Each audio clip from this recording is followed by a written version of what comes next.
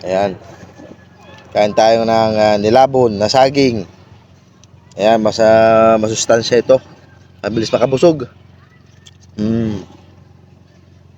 Kain tayo mga idol.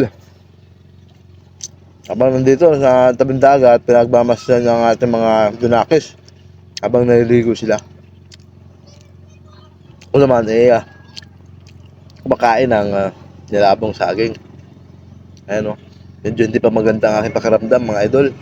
Kasi tayo ay nung bagyo, nabasa tayo, nag-duty sa barangay hall, basang-basa na tuyuan. Kaya ayan idol, medyo para masama pa ang pakiramdam natin. Medyo may sipon-sipon pa. Bago pa lang tayo nakaka-recover, ano mga idol. Kain pa tayo.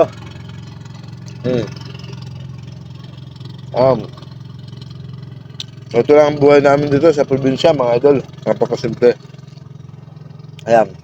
Pag nag-burn out, may ibsa ng init, pumunta dito sa bindagat, nililigo. Yan lang mga idol. Babaon ka lang nilabong saging. Ayun na. Busog ka na.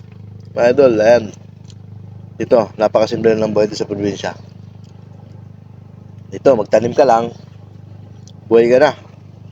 Ayan. Hindi tulad sa Manila, pag wala kang pera, gutom ka.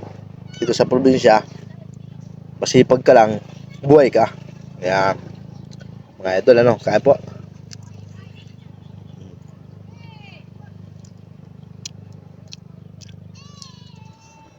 Ang sarap mga idol.